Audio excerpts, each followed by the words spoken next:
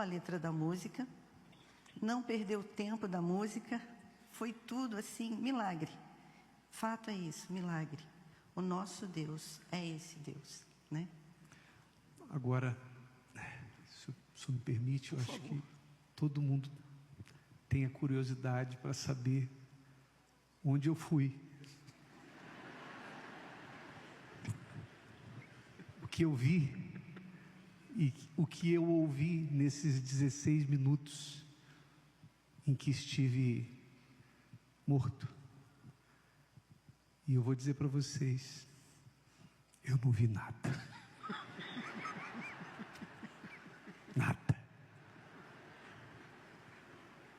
E se vi, não lembro. Porque se eu não tenho memória do futebol e de coisas que aconteceram depois, imagine do que aconteceu. Se vi, não lembro, mas se alguém esperar, eu sei que tem gente que tem experiência semelhante e relata que viu anjos, demônios, o céu. Não vi. Mas o que eu queria falar para você, vou até pegar aqui o papel, porque as passagens bíblicas estão aqui. O que eu queria falar para você é o seguinte: o que eu vi, isso é o que eu vi, mas eu não vi enquanto eu estive em coma. Eu vi, ou eu refleti, quando eu voltei do coma. Aliás, quando eu tive consciência, porque quando eu voltei do coma, tem muitas coisas que eu ainda não lembro. Eu sei porque me contam. Mas, dias antes disso tudo acontecer, eu e a Rosana firmamos um propósito de oração. Nós estávamos todos os dias, porque ela lê a Bíblia, eu leio a Bíblia, mas a gente firmou um propósito de lermos a Bíblia juntos. Eu e ela líamos as mesmas coisas e orávamos. Dias antes a gente começou esse propósito. Então, depois de tudo, quando eu já estava fora do coma, no quarto, eu comecei a refletir.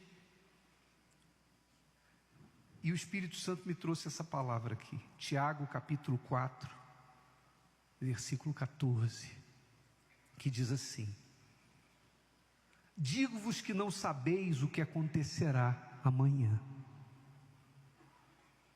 Porque que é a vossa vida? É um vapor que aparece por um pouco e depois se desvanece. Eu nunca vivi tanto isso. Porque eu não sabia o que ia acontecer naquela terça-feira. Eu não tinha problema cardíaco até onde eu sou. Pelo menos que eu saiba, eu não tinha. Que eu soubesse. Eu tenho alimentação regrada. Eu faço exercícios físicos, não é só o futebol, uma vez por semana. Eu não tomo refrigerante. Eu tenho... E quando você faz tudo isso, você pensa, não, eu estou cuidando de mim. Onde eu ia imaginar que na terça-feira iria acontecer o que aconteceu? Então a gente vê nessa passagem de Tiago a insignificância da vida humana. Insignificância no sentido de dizer, desculpa, não é insignificância, fragilidade. A fragilidade da vida humana. Nós somos como um vapor. A nossa vida é como um vapor que aparece por um pouco. Passou. E o que isso serve para você? Para mim serviu e serve para você. Se acontecer com você hoje, e aí? Porque Deus quis que eu voltasse. Eu não vi porta dourada, eu não vi anjo, mas eu tenho certeza, absoluta certeza, de que se eu não voltasse, eu estaria com Deus. Não pela minha justiça, embora a gente procure andar em justiça todos os dias praticando a palavra, mas porque antes da morte eu aceitei a salvação que Jesus me ofereceu. A pergunta é: você já aceitou? Ou você é aquela pessoa que, por exemplo, está aqui e diz assim: amanhã eu me batizo, depois eu abandono a amante, depois eu vou largar os vícios, uma hora eu me entrego, não, vai chegar a hora que eu vou me consertar, Deus, eu ainda vou me consertar. Será que vai dar tempo? Você não sabe. Ninguém sabe o dia de amanhã. E se você fica protelando, deixando para depois, entregar a sua vida ao Senhor Jesus, se batizar, se converter, não é se batizar para virar um religioso. O batismo, quando a gente se batiza, a gente está dizendo para Deus o seguinte: reconheço que sozinho não posso ser salvo. A minha justiça por si só não é suficiente. Então, eu aceito o que o Senhor pagou para mim. E a partir daí, você passa a viver uma vida em novidade de vida. Então, consulte a sua vida e veja se você hoje, você está preparado para isso? E uma outra passagem, aliás, outras passagens que Deus falou muito comigo, porque tem um momento que você diz assim: por quê? Por quê? Se eu estou servindo ao Senhor, eu estou trabalhando, por quê? E aí eu abri a Bíblia em Isaías capítulo 45, versículo 9, e Deus me disse assim: ai daquele que contende com o seu Criador, o caco entre outros cacos de barro. Porventura dirá o barro ao que o formou: que fazes? Ou a tua obra, não tens mãos? Ou seja, essa passagem mostra a arrogância humana. O ser humano que questiona a Deus, sabe que chega para Deus e diz: o que o Senhor está fazendo? Por que isso? Por que aquilo? Nós somos um caco, cacos entre cacos. Amém, pessoal? E eu creio que a passagem dessas aqui mais conhecida, que é Romanos capítulo 8, versículo 28. E sabemos, veja bem, não está escrito sentimos, está escrito o quê? E sabemos, Deus trabalha com conhecimento, saber, você tem que ter conhecimento, não adianta você sentir, não está escrito e sentimos, mas e sabemos que todas as coisas contribuem juntamente para o bem daqueles que amam a Deus, não de todos, mas daqueles. Se você ama a Deus, ainda que o que aconteceu não é bom, Deus vai transformar isso em bem. A dor não é boa, mas Deus transforma a dor em bem para você. Se você o ama, quem o ama? Todo mundo, que maravilha. Mas Jesus disse que aquele que o ama, obedece os mandamentos. Não adianta você levantar a mão e dizer que ama por sentimento, se você não tem usado a cabeça, não tem andado na presença de Deus. Então tudo coopera para o bem daqueles que amam, daqueles que são chamados segundo o seu propósito. Amém, gente? Então eu gostaria de, antes de passar para o bispo Renato, havia pedido para ele para fazer uma oração por você. Você pode se batizar nas águas hoje, não tem desculpa. Eu não vim preparado. Os obreiros dão um jeito, os levitas dão um jeito. A gente faz qualquer coisa por uma alma, ainda mais arrumar uma roupa. E se hoje uma alma, uma única alma, for alcançada por isso que está acontecendo aqui, já valeu a pena. Amém, pessoal? Porque se não for para servir a Deus, também não teria motivo para a gente voltar. Fique de pé, por favor.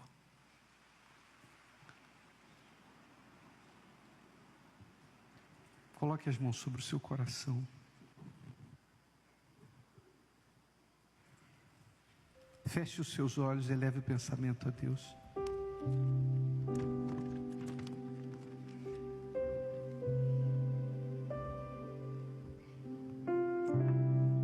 Quem disse que você Precisa entender as coisas que Deus faz. as coisas que Deus faz? O caco que criou, O caco que criou, o barro que formou, o barro que formou, tantas perguntas faz. tantas perguntas faz.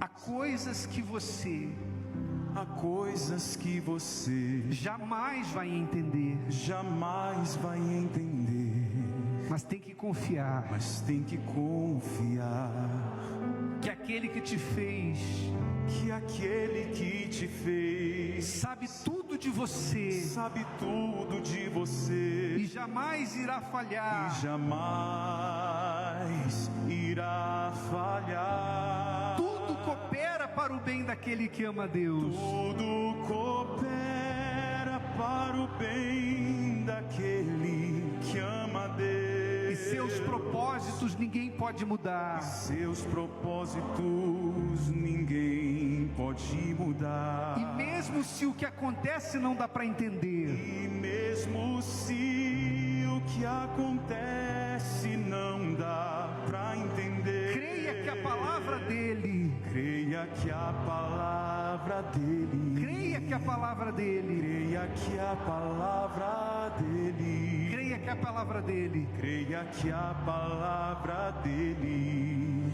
nunca falhará. nunca falhará. Oh meu Deus e meu Pai, seja feita a tua vontade na nossa vida, aqui na terra, como ela é feita no céu. E sabemos, meu Pai, que se fizermos a tua vontade na terra, daremos continuidade no céu. Se partimos, é lucro. E se vivemos, é o Senhor Jesus, é Cristo. Então, meu Pai, que agora haja salvação nesse lugar. E onde quer que essa transmissão esteja chegando, meu Deus, onde há pessoas que estão perdidas, pessoas que estão vivendo a religiosidade em que falam uma coisa e vivem outra,